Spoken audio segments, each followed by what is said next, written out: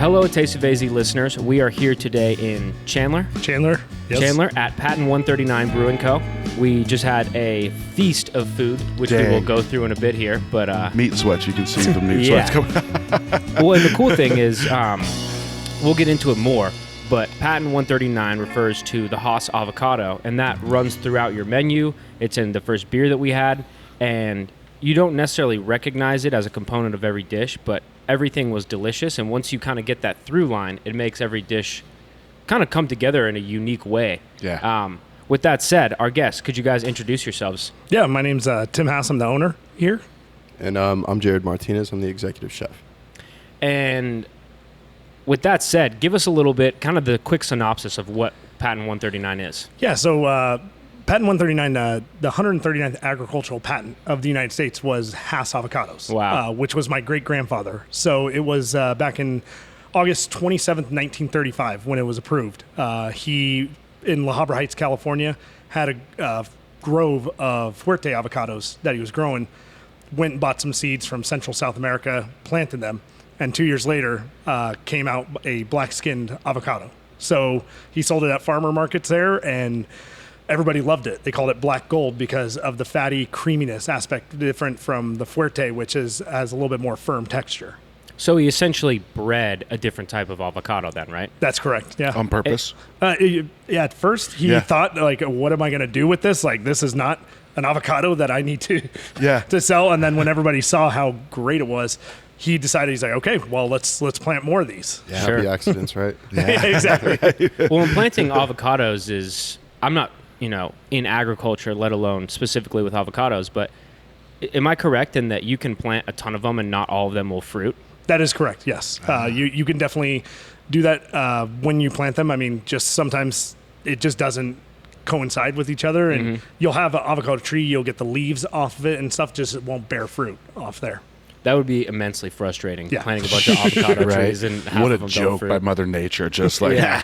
like, nice job. You kept this thing alive, but I'm not going to give you any fruit.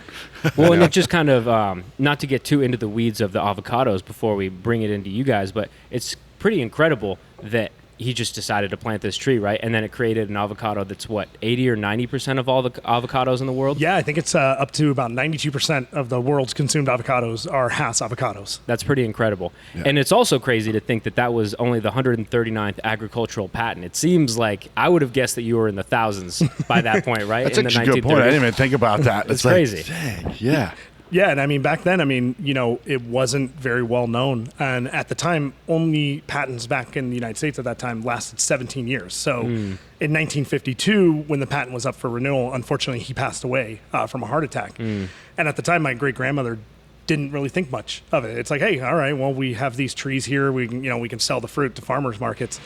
And then we realized over time, she passed away in the early 90s. And in the 80s, she wrote my grandfather's baby book all the stories about Hass avocados and how it became, and what she realized back then. It's like, oh, well, this is just a simple tree that done. Now all of a sudden, 80s, everybody's avocado toast everywhere and stuff like that. So she wrote some really great stories back then of some of the handshake deals he had with a local nursery, and that they would give him a quarter every time they would sell an avocado tree.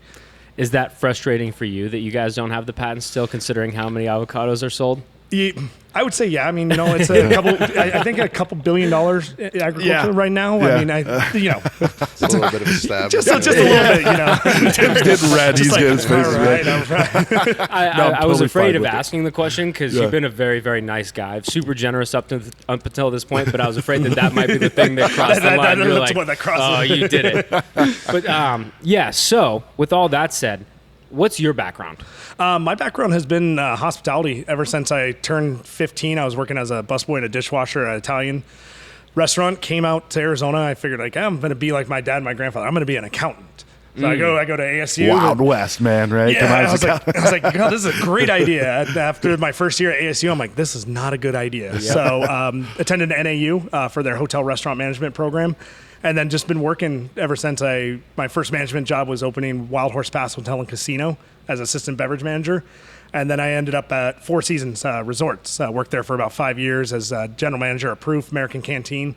And then I got recruited actually to go to Ballast Brewery. I got a call from them saying, hey, would you want to apply for us? I'm like, yeah, Ballast Point, Sculpin, heck yeah, I do. San Diego? Oh, I'm all about this. Absolutely. And yeah, during the interview, they told me, yeah, we're going to open up in Long Beach, California. And I'm like, I know what Long Beach was like back growing up. You weren't as excited? That's not the best spot. And, Yeah. went out there, saw what a great location. It was right on the water in Alamitos Bay there next to Seal Beach. And I'm like, okay, let's do this. And had a great success. That's actually where Jared and I met. Hired him as one of my line cooks there. At Ballast Point. At Ballast Point, yeah. And this was a huge spot, right? Wasn't this? This was the big spot they opened. Yeah. It was just over 22,000 square feet. Wow. About, 18,000 was about dining space. So we had 670 seats, but on weekends, we'd pack about 1,200 people in there at a time. And it wasn't a brewing 3 operation, bars, right? too. Yeah, actually, Dang. we were bars? yeah, Dang. 3 bars. That was the hardest part about it because people would get cut off at one bar, they'll go back upstairs. Oh, shit, wow. yeah. That's where you need to have You seem like consistency. you could have been cutting people off, too. There was a I couple toss in the times. line, it comes out. Yeah. I'd be like, there's people in the garbage. Yeah. There's people in our garbage. Like laying in there digging to eat find food. Just Both. crazy stuff, man. Yeah, both. That kind of sounds like a California thing. Yeah, Oh, you know, yeah. hey. Definitely in Long Beach, man. It was. People are nuts out there. Yeah, and then after that, Jared working with me there, he got promoted up to be a sous chef, and then I got approached by Disney to go open the Ballast Point Brewery in downtown Disney there, and saw it as an opportunity. I'm like, this is a great opportunity to be a part of it. It was a smaller operation, which I really enjoyed, but in the sense of how many people would come through there on a day, Sure. that was definitely a busier operation. But it was nice. I partnered with Disney, getting everything up and running, and What is that like? Yeah, right? I was going to say, it's funny that they're like, Disney approached me. They're like, hey, man, you want to work with this company? Right? Like, Yeah. almost like What was it like? mafia Disney figure. is like, oh yeah, we're Disney. It's all a good time and stuff. Or is it like Disney with Mickey Mouse from the South Park episode? Dude, I was just gonna quote that. it was interesting because at the time I was actually interviewing with High West Distillery. Under Ballast Point was under Constellation Brands, so they had an opening for a director position with them, and I'm like, all right. And asked my wife, hey, you wanna move to Utah? She looked at me and just walked away after that. So she said they better pay you snow money. And I'm like, snow money? And I said, what's that? She's like, I'm not going in the snow, so they better pay you enough to get It should be falling from the skies. How much they have to be paying you. Yeah. But then I got approached from our management team that Disney had asked if, hey, would you be interested in moving over to open the Disney location? I'm like, you know what? That's a great idea. Like I've been around Disney my whole life. My grandparents used to go every Labor Day for 53 years straight. Wow. Would always do it. So growing up, we always went. And I'm like, all right, this is a great opportunity. And then dealing with Disney is like peeling back an onion. There's a layer upon layer upon layer of everything. They make you cry, too. My first meeting, actually, we go into the back lot there. Of course, I'm not in their system yet, so I had to get ID badged, everything like that. I'm like, all right. We walk into It's like you're getting booked into prison or something. so we walk into this office building, and I go up, and there's not one person around. I'm like, it's like 3:00 on like a Wednesday. What's going on? And so it's me, my boss, and another representative from Constellation. So we go into this meeting room, and there's like 4 people in there. I'm like, okay, this is it. And then the whole background was Florida's corporate office, boardroom, like 20 plus other people on there. I'm like, this is just for a brewery? Like, Yeah. what's going on here? I don't think so, Tim. No, it was actually a great opportunity. I know with bringing Jared on board, he came over as one of my chefs, and it was awesome to work with Disney because you got to really see the impact that type of company has there. And yeah, they have 7 different managers that are, one's downtown Disney management, park management, Walt Disney Imagineries. I could go on and on with it, but it was a really good experience. To be able to be the first restaurant brewery associated with Disney was actually really cool. And we had a 3-barrel premier system actually there. So we were brewing beer on site, which Wow. that was a lot of fun. That's actually really cool. and- Strictly Disney beer too. Yeah. You couldn't get it anywhere else. Oh, So no shit. Really? yeah, that was the one we made it a point. And of course, then this was right leading up to Star Wars Land opening. So we brewed an Imperial Porter. So I'm like, oh, this is going to be the Imperial Death Star Porter. Disney walked over, they're like, no, you're not doing that. That's copyrighted. Don't even think about it. And so then we brewed a red ale.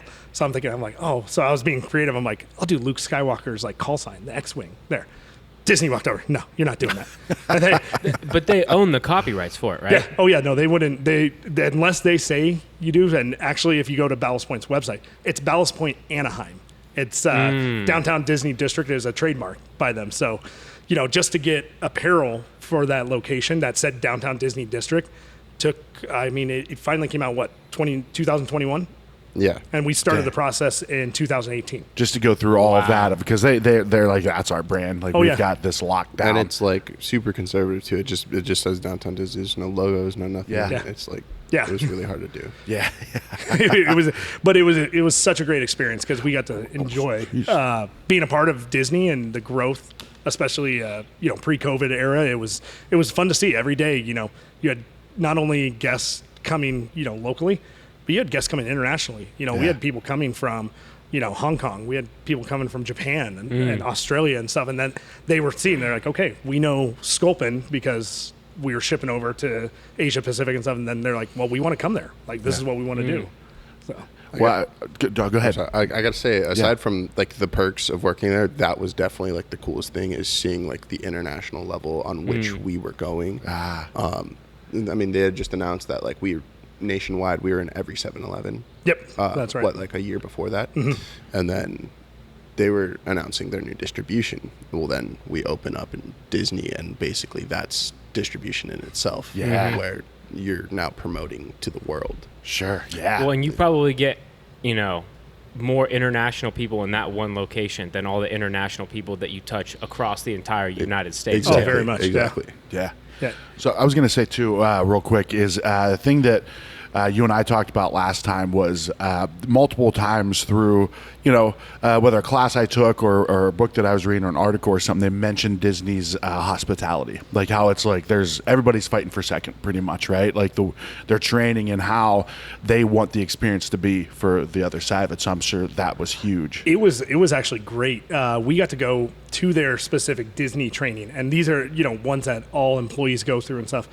Even though we were considered more of a franchise element of it because we were in Downtown Disney still with... Not in Disneyland proper. No, but on the Downtown Disney District. Yes. So, of course I had two sides. I have my management at Ballast Point I got to adhere to, and then my management at Disney to do it. But And you're the middle guy? I'm the middle guy. I'm just like, I just want to serve beer, guys. That's all I want to do.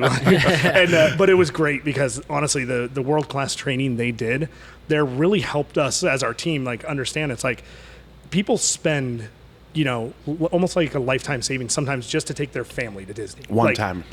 Yep. And we all seen the price of what it is. And to be able to say, hey, they're going to spend some time of their time and with you. Sure. And you need to make sure that experience is the absolute best. And I took away a lot from that training, and what I instilled with our staff here too is that everybody walks through the door. This is their experience that they get to come in. They get to enjoy. It may just be for a happy hour beer. It may just be, coming in to grab some food to go. You still got to make that a great experience with it. And that, with Disney's training, was top notch when it came to it. Yeah. You seem like a guy that has a thirst for knowledge, and the two of you seem like you have a real passion for serving people, whether it be the food or the beer side or just the experience as a whole. When you're going through this, is it a major learning experience for you that you kind of stored away until now?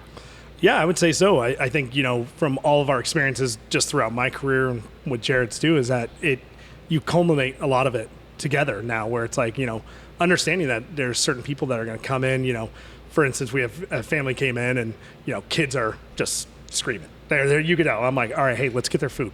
I said, because I have a 5-year-old daughter. I know when she's screaming like that, you get her food. Yeah. And, understanding those just little touches where it's like, get the kids happy, and then the parents will just be there to be like, okay, now we can relax and we can Sure. enjoy. And I think that's what comes out the most here. And, even for Jared and his team, Jared's running out food from the kitchen and stuff, which you usually don't see most chefs do. But he's out there, he's interacting with the guests and talking about, smoking stuff and as it goes. You mean meats or what else you smoking? Cheese? There you go. Yeah. That's true. Yeah, absolutely. Well, yeah, so let's take a little, I don't want to skip over your history or the rest of yours, but this beer is fantastic. All the Yes, food that you yes. brought out is fantastic. Is there an example that you can give us real quick just to kind of get on people's minds the type of food that you guys are serving here, so as they're visualizing your history and where it's come to, they know what they're looking at when they come in? Right. So right away, with the name of everything having avocado theme, I'm not going to be the guy who's going to be putting avocados on everything. Just like slice it up, put it on. There you go.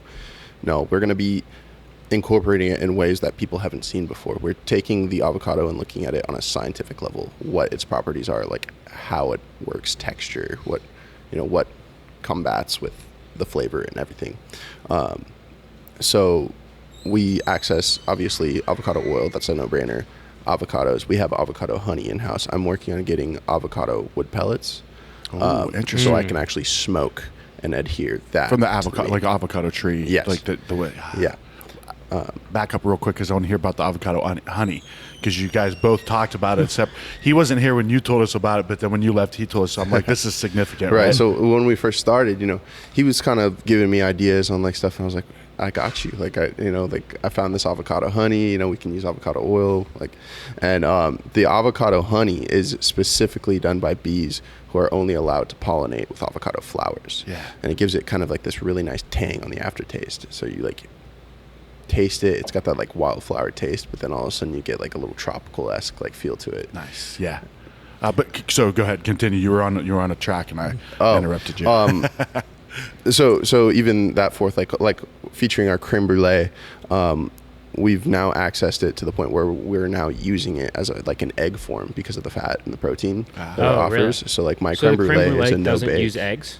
No, my creme brulee is only avocado and condensed milk. Dang. Yeah, and so I've never heard of anything like that before. Yeah, it comes out. It's awesome because people they'll look at us and they're like, I just got to try it. They don't know if they want to, but they're going to try it. They're usually very pleasantly surprised. So, well, it's I don't know. Every once in a while, I go on a healthy kick, right? And I love avocados, right? I know avocados are really good for you. And there's like some sort of like chocolate avocado mousse where you just mix avocado with like cacao powder or something like that, cocoa powder, whatever. I assume this is way better than my concoction. But I mean, that's like on the exact track that we're kind of going for. Okay. Yeah, like so you kind of get that concept. Yeah. Where like if you were making a mousse or something, you would like whip your egg whites and like actually, Yeah. That actually makes perfect sense. Or if you were making buffalo wings, you would use butter. Exactly. However, so we're using it as butter instead. And I don't know, it's just so versatile, and we've only scratched the surface. So taking a break on that, we'll circle back to the food in a bit. Once you had finished up the Ballast Point at Disneyland, what comes next for you?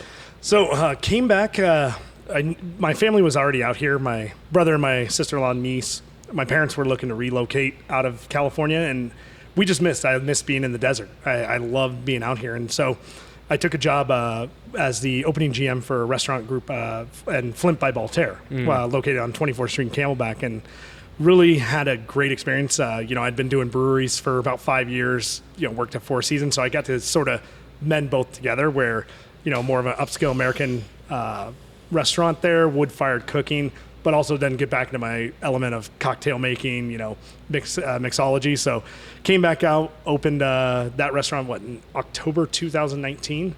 And I remember telling my wife after we opened Disney. So I opened Disney on my daughter's birthday. So her second birthday got to be spent while me opening, at Disney. You could tell she's going on rides and you're having one of the most stressful days of your life. So and I remember telling my wife after that, I was like, hey, I'm not going to do another opening. Like I think I've done now at that point was 8 restaurant openings, different operations. So I told her, I'm like, hey, not going to do it.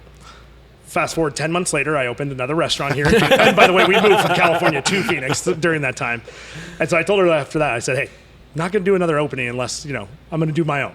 And of course, she's rolling her eyes like, yeah, all right. You've always, that's what you keep saying. And all of a sudden you keep doing it. And, it came about when the COVID shutdown came down and, I was on furlough and I'm like, okay, well, what do I do right now? What do we got going on? And I realized I'm like, you know what? I want to put together my business plan, what I would see as my operation. And I wrote it during when we were all on COVID lockdown. And then, came back out, worked through it, and then decided in January 21, I'm like, hey, you know what? Let's start looking. And that's when I came to this spot here. And I looked, and the first thing I saw was the lake behind us. And I'm like, this is where it needs to be. Yeah. Like, you need to be drinking beer, enjoying food by a nice body of water out there. And so you were working, for the most part, in recent years around that time alongside Chef. But when you came back out here, that kind of ended, at least temporarily, right? For temporarily, yeah. He was still at Disney that time, and of course he got to experience the Disney COVID shutdown while he was there. Yeah.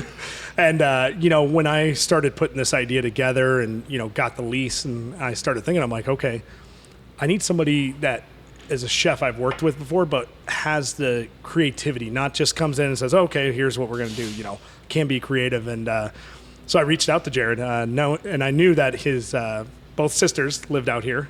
They live on the west side, right? Yeah. And then his grandparents live in Tucson, right? Yeah. So I was like, all right, he has family already out here. I gotta tell you, it was weird, man. Like Really? my sisters were visiting. They had just walked in the door. I get a call from Tim. Yeah. Just like, That's the universe telling you you're in the right place, For right? sure. well, that's what I thought too. Yeah. So like, no. It was the best decision I've ever made. Yeah. Well, it's great because I told him, I was like, hey, come out and check it out and stuff. And so he came out here, and I'm like, hey, you know, you want to use my car? Use my car, drive around, check it out. Because, you know, we both lived in Huntington Beach. We were about a mile from each other out there. And it was just like, in LAOC, it's like 45 minutes to drive anywhere. Yeah. And so I told him, like, you'll see the difference out here. Just take a cruise. Sure. Like who says that in California? I gotta say though, it was awesome though, because like he's like, yeah, you want to come check out the place, right? So I mean, this place was, it was in shambles. It was like, you know, it was the windows are still blacked out, like holes in the ceiling, you know, and like he is on a ladder. He's like sweating. He's just pulling stuff out, and he's like, so what do you think? And I was like, let's do it, man. Well, I did show him the kitchen, which was actually probably the that worst. was It's like, before you go in. I had this is the plan. I was like, you got to see the picture here. You got to see the picture. Because I walked in, and he's just like, I'm like, trust me, it's going to look better. Yeah. That's a true visionary. Before we get into how your relationship has evolved here, tell us a little bit about your backstory.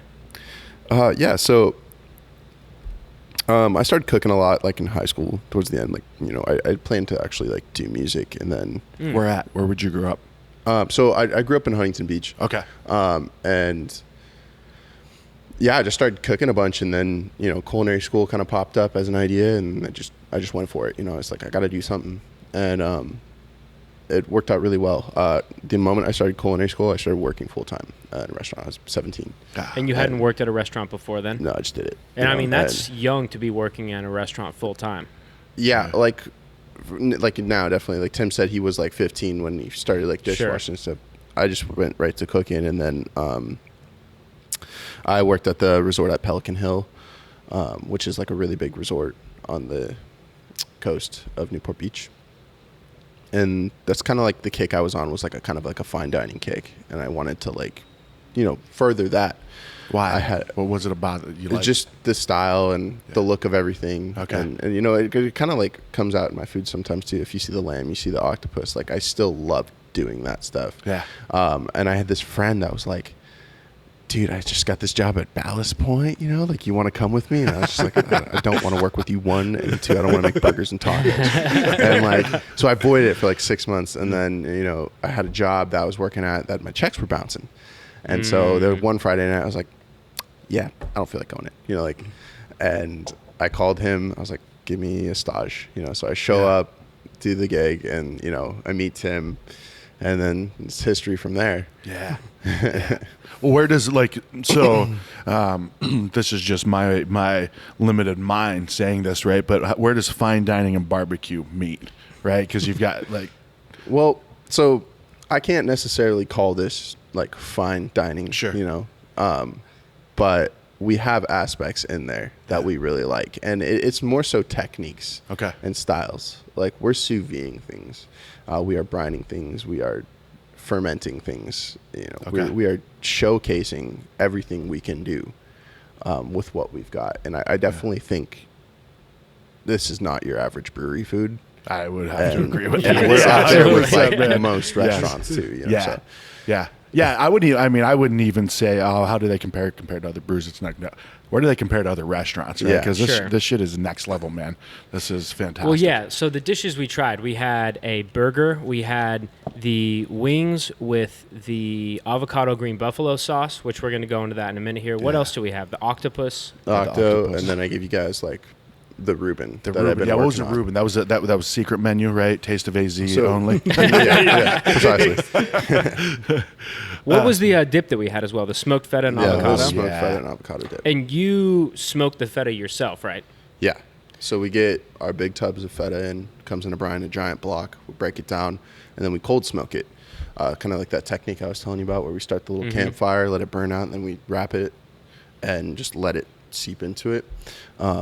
From that point, we blend in like a really nice like aromatic blend as well as avocados. And then it's dip, you know? Well, you say that you can't call it fine dining, and I agree with that sentiment, but also this is the finest dining I've ever had at a brewery, right? That's what we're saying. Like, for sure. You're not That's just what we're buying kinda smoked going feta. for, You're too. smoking your own feta. That's like taking a step that you don't really see in breweries, and that kind of runs throughout your menu, like the Sous Vide with the Octopus. Talk just about, here's the menu right here, a few of the other items, and just kind of some of those techniques that you incorporate that you don't see in breweries. So obviously with the Octopus, we sous vide it in bacon fat for 5 hours. Not just sous videing it, but sous videing it in bacon fat. So explain how that. So what I think of as a sous vide, or what my understanding is, it's like basically you're kind of boiling it in a bag, right? So it's basically a temperature controlled water bath. Okay. You insert whatever you would like into the bag with whatever ingredients. Okay. It is indirect heat, right? Because the bag is protecting it from the actual direct heat, which would be just soaking it in water and making it soggy. So basically, we're cooking it directly in bacon fat. Yeah. Or like if you The were bacon to like, fat is in the baggie with the exactly. Okay, I thought that was the liquid. I'm like, man, as it seeps in, like that's a deep. But I see what you're saying now. Yeah. Okay. And we got like fresh lemon juice in there, garlic, a few other things, paprika for the color, and that comes out, and then we grill it, and we get those like the suction cups on there, like really crispy, and so every time you get a bite, you little crunch, and then you get the nice tender meat. And you give us the steak knife, which wasn't needed, right? Yeah, that's how tender that thing is. Like it was perfectly cooked, man. Because like Octopus, I've never cooked it personally, but it's one of those things that's easy to mess up, right? A lot of people go to places like, oh, it's chewy, right? Like that's you it's expect not it. even like as a bad thing. They're like, oh, it's chewy. Like I've had it before. And I'm like, no, it's not supposed to be. Well, so like as long as you execute properly, sous videing should be the most exact way to cook it, correct? Yeah, exactly. And like when we're busy doing like 300 other things, so this is nice to just like put it in there and like it's done when it's done. Sure. You know? Our lamb we get in from New Zealand, and then we grill it, and then we dust it in sumac, which is this nice like dried flower petal gives a very peppercorn and citrus taste. Interesting. And we're getting like high quality products in that we want to showcase. Yeah. And that's a lamb chop, you said? Yeah. We get racks of lamb in, we'll cut them into chops. See, that's another thing that you don't really see on breweries' menus, but it sounds so good to have with a beer. Well, now these are lollipops. So what does that mean? Does that mean they look like a chicken wing type of? Not like the chicken wing lollipop, but they're more so like little hatchets instead of tomahawks. Okay, gotcha. And is that just because they're kind of smaller than a tomahawk would be? Yeah, I like to call them hatchets. Sure. I like that. There's a beer name for you. Little hatchets. Yeah. Our French dip. It's a little different take on it. Tim and I kind of came up with this concept, but I said we got to put like the quotation marks around French dip because we're going all American with it. And in which case you would take your prime rib, sub it for smoked tri-tip. So we've got this Peruvian pepper. It's called ají amarillo or ají amarillo. We use that as our binding agent instead of mustard. Oh, really? And then we do a really nice coffee rub with a local coffee from Coffee Rush. We use their Costa Rican blend, and we just rub the whole thing. So you get Chilean coffee when it's smoking. And, when we reheat the meat in the au jus, we dunk that coffee chili meat into it, and so your au jus now becomes like this like spicy coffee broth. Oh my and it comes out. And it's just like one of those things I was like, this is our French dip, and dude, it has been 115 degrees, and I'm selling out of those things. I'm like, how are you eating French dip? You psychopaths. Yeah, the other day, like we had to smoke another 12 tri-tips yesterday, just because we sold on the weekend, and we're like, why is everybody eating? It's still humid. It's monsoon weather. Well, it's because you got the beer to cool you down, right? True, Yeah, that's for true. sure. For sure. So that was a bit about the food. I'm sure we'll talk some more about that. But talk to me a little bit about your guys' beers. We've had, I think this is 2 of them now, right? Yep, we had 2 of them. So we actually are releasing this Saturday. So this Saturday, August 27th, is the day that the patent was approved in 1935. So we're calling it Patent Approved Day. I like that. So we're going to release a avocado Kolsch beer. Something that I've seen done once before, Angel City Brewery in Los Angeles there. And we wanted to incorporate it, and we figured, okay, what's a better way than to incorporate it in a beer? Yeah. Jared's been challenged the last 8-9 months with, come up with food item specials, like what are we going to do? And He's been breezing through it, too. He's like, come on, give me something challenging. There's been a couple times I'm like, hey, Jared, what are we going to do? He's like, I'll figure it out. Don't worry. Well, now that he knows he can use it as a butter-ish fat like thing, right? Oh, yeah. That opens up all kinds of worlds. Yeah. And then this one we have is our Willowwood IPA. Willowwood's the street I grew Fantastic. up on. Oh, really? It's a straight West Coast style IPA that we done. And now we're just looking, kind of what I did at Disney. We had a small 3-barrel premier system, is to really do these small one-off batches that we did. We're working on a ESB Amber that we're going to do. One of my favorite styles that not a lot of people do. Actually, one of my favorite ones right now is Simple Machine, their Dark Side of the Mash. Oh, yeah, It's a the black black IPA. IPA. I love Yeah. black IPA. So these are the type of things I'm like, all right, let's start getting this out there and where we can create, small batches of it where it's like, hey, and we've been working with the Arizona Arizona Society of Homebrewers, to have them come in, like work on the system to be able to see it, to make it more of a community event than just Sure. somebody that's like, oh, well, this is my recipe. Here's what I'm gonna do. It's meant to bring people together, teach people. Not a lot of people understand the full system of the brewing process. And that's kind of what Ballast Point taught me, is that when you learn this information, you need to pass it along and you need to tell people about how to make great beer and how you can make different things. No, we're not going into ciders. No, we're not going into anything like that. We're looking at just more as how you can make great beer and work with the community and people who want to come make a beer. Kind of like Oso, how they started up in Sure. Arcadia was great to see. Like, that's what they do. They wanted to promote, like, hey, this is a community involvement here. So I know, obviously, you guys have been around beer, right? But have either of you 2 brewed beer, whether at Ballast Point or on your own? Yeah, you did Roots to Boots before, right? Yeah, I got the opportunity to brew beer through Wow. Ballast Point. There's a program called Roots to Boots, and they'll send anyone, even if it's a dishwasher or a maintenance guy, even that, Yeah. and they'll send you in a group, and you'll get to go to Little Italy, which is like the biggest brewing It's their process for them. R&D, It's yeah. their, Okay. and you make a beer, and it's what you guys want to make too, and then they actually sell it as Really? one of their beers for the weekend. Yeah. And that's a really cool process. Yeah, is cool. That was actually, it was a great program because even as the GM, we got all our GMs together and we brewed a smoked Helles beer. And I mean, it came out, you smelled it, it was like a campfire there, but Really? that program actually produced some of their GABF award winners out there. wow. Grunion Pale Ale, which they've done before, what came out of that program, and Calm Before the Storm, which was their coffee cream ale that did. And it was nice though too, because even up when Jared and I were at the Long Beach location, we did sour beer production there.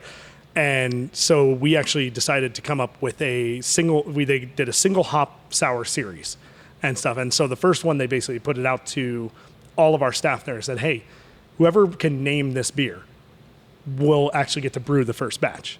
And Renee, one of our dishwashers and prep cook, he named it. It was called Lone Shark. And we're right there on the water and stuff like that. Yeah. And that's stuck as the single hop. So that's how he actually got into it. And now he's sous chef there, right? Something like that. At Long Beach, Or yeah. Junior Sous or something like Yeah, that. so he started with us as a dishwasher, got to promote himself up, but that was the fun part, is that even as a dishwasher, he got to sit there through the whole brewing process there, and he got to pick the first hop, which I think we did. I think it was Simcoe was the first hop addition for the sour series. So that was the fun point where, as a team, we all got to work together and promote that type of experience. Absolutely. So what's in the cards for you guys now? No, I mean, we're looking, especially going into this weekend, we have a hot wing competition that Jared got with, we got 8 chefs total coming from throughout the valley to do hot wings as it is. And so we're going to sell it, each one, and then all our guests get to judge on who's going to be on the competition, who's going to be the best hot wing chef. We got our patent approved day coming on Saturday, which will be a lot of fun. We'll do the avocado beer release. We got cornhole tournament. We got a frozen T-shirt contest there. Frozen T-shirt contest. Yeah, I was like, what is that? Like, what is? You just tried to slip that by. I thought he messed up words or something, but nope, that's real. What is that? No, actually, what you do is you freeze a T-shirt, and they have to work on getting it unfrozen and then put it on to win a Whoever does it first wins an actual shirt. That's interesting. That's pretty genius. Yeah. And one of our Josiah, one of our workers, came up with it. That's a really one of good our idea. servers. So. Are you guys freezing the T-shirts? Because you need to verify the temperature of the shirt before the competition Oh starts. yeah, they will be in our freezer Icing. around like 10 degrees on there, and then we'll pull them out actually as we do it throughout the day. When you throw in a free T-shirt or something, people do not mess around. They'll no. bring it out in the sun or something like that, trying to cheat for that free shirt. Sure. They'll stab somebody to get a free, free Absolutely. T-shirt. Yeah. I mean, I don't know if I would, but you might. That's for sure. Yeah, it depends on the shirt. I mean, if it's really soft, I might, I might throw down a little bit. So, anything else going on for you guys? No, we're looking to. We got a fall menu change we're coming into actually fall. October 1st, right? Is what I think we're aiming October for. 1st is what we're deciding. Yeah, just to really, we always like to focus on the seasonality of it. Right now peaches are in season. We got great, so we do soaked peaches for our Brussels sprouts. We soak them in a Hefeweizen beer there, and then we also have our peach cobbler on there, and so we're trying to focus like how we can change up seasonally with our different items. Change up some of our different things. Like one of our probably best-selling burgers is the Figgy Piggy burger. Way back then, when Steve McFate opened the Fate North location, he had a pizza and it was named Figgy Piggy, and just my wife and I loved it and stuff. And so when Jared came out here, Back in the day too, when we were at Ballast, I threw on a fig burger, and I think he remembered it. Yep. And he was just and like, so I "Dude, said, let's put it together. And then his big thing, he's like, okay, yeah, we got our fig and balsamic jam that we use. we do a fig jam, and then we got a fig balsamic glaze as well as that. Yeah. So it's two fig, Sure. hitting you, and then we weren't planning on doing this, but we were gonna put goat cheese on the burger, and then I think the first day we opened, I like fried it, and we breaded it and fried the goat cheese, and so like you get the burger out and it's like this, and then you just have to smash it. And then, I mean, I ate a shitload of food, but I'll eat some more if we got to now. I think my favorite food fusion now is fine dining and brewery food. It's like Fine you put a brewery. beer next to Fine some brewery fried food, and yes. smoked cheese and stuff like that. Man, it's too good.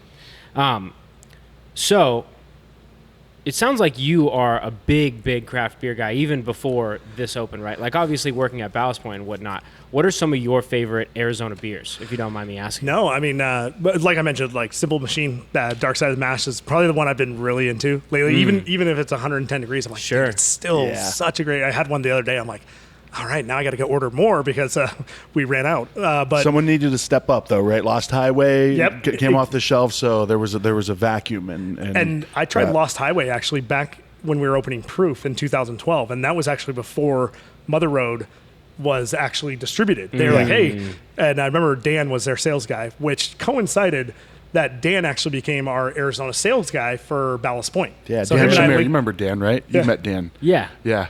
And so when it goes back to that, like, and then I look at some of the other ones, Oso has some great beers coming out that they've been doing, which has been a big fan. And then some of the ones I've been really aiming for, Arizona Wilderness, La Ciudad is one of the ones I always go to. Yep. There and but yeah, I mean, one of my buddies actually works for Mike Hass Brewing out there, and I always said, back when I first started with Ballast Point, Grapefruit Sculpin was like everybody wanted it.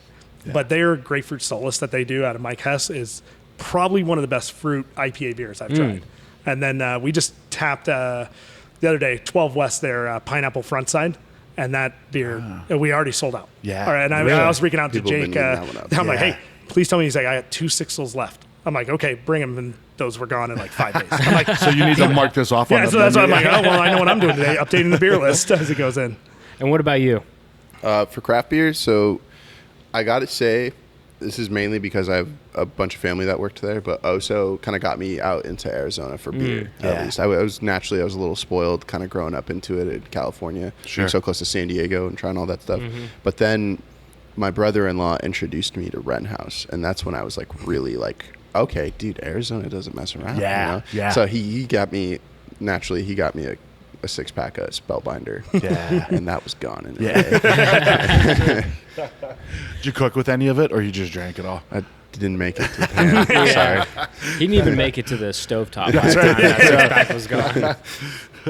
Well, thank you guys both so much. Eric, Yeah, is there thank anything you. else you wanted to mention? No, just, I mean, you covered it all. Where do people find you? Website and Yeah, social we got media? our website, patent139brewingco.com. We're located in Chandler on the corner of Dobson and Ray, right next to Sprouts Shopping Center, Right next to a big body of water. right next to a big body of water. If you want to come get a waterfront beer with Octopus, only one place to go. That's for sure. Yeah. Yeah. You guys truly brought the California vibe out here to Yeah. this little niche of the valley, right? This is beautiful, man. I Yeah. can't. Both times, in February I came, but I think it was too bright out there to do a podcast. Yeah. But that patio is fantastic. Like that's. I love know. that. Give it another month or two, man. We got our collapsible sliders here, so that's going to open up to the patio, and it's going to be a fun time. Yeah, it's just off camera for lighting purposes, but about 180 degrees of the restaurant looks out at this nice little community surrounded by a lake, and it just makes for the perfect spot to enjoy beer, especially once it gets a little cooler out. I think we've got a lunch day lined up for us, Eric. For sure. I might go for a swim actually. Well, what's the beer we're going to do? We want to do Lake Monster IPA. Lake Monster IPA. We're gonna have to Jared's, do a Jared's convinced there is over a this Lake so Monster. nobody in there. steals There was a that. small chihuahua that got eaten last week. No really? way. Yeah, I got pulled in there by something big. Dang. It's in there. It wasn't you. You're not the Lake It's Monster. across the lake, man. There's a I say monster in there. I say we find it. And we cook it. We're gonna cook that thing, man. If there's not a beer called Nessie, then you have to do another version of the Lake Monster. You have to do different versions of the Lake Monster with the names of different lake monsters throughout culture, and Nessie has to be one of them. I like that. I like that. All That's right. funny. We're getting real into it now at Put this point. your hands in. Put your hands in. We're all going. Awesome. Well, thank you both so much. The Yeah. food was incredible. Yes. We only tried 2 of the beers, and they were both very, very impressive Yeah. as well. So to be able to have those 2 next to each other at a beautiful location, that's all you can really ask for, isn't it? Absolutely. Thanks so much for coming, guys. Yeah. Thank Yeah, you. absolutely. Yeah. Thank you guys for your time. And if you are available this weekend, come down here for what is the name of the Patent approved day. Patent Approved Day? Yes, and have some great avocado beer, some avocado food, and try and win the Frozen T-shirt contest. Frozen t-shirt. Yes. Don't be bringing your own Friday, frozen we got t-shirt. the wing competition too the day before. Yes, yeah, the yeah. wing competition Yes. as well. Give us one more reminder of what the wing competition is looking like. So we got 8 chefs from all over the valley. We got chefs from Oso, the Hilton in Tempe, varying from BKD's backyard, and Fire and Fury. We got all kinds of people coming. And basically, you're going to get a tray of 8 wings and a pint of beer for $15. Wow. And you get to tally them up, rate them the way you like, and then we'll announce the winner on the 27th. So 8 wings. Each one's an individually different one from a different chef. Exactly. Yeah. Nice. So if you want to make or break local chefs' careers, come here this weekend and decide who wins the wing competition. Gentlemen, thank you so much. Awesome. Everything was incredible, and we can't wait to be back. Awesome. Thanks so much, guys. Thank Cheers. Cheers.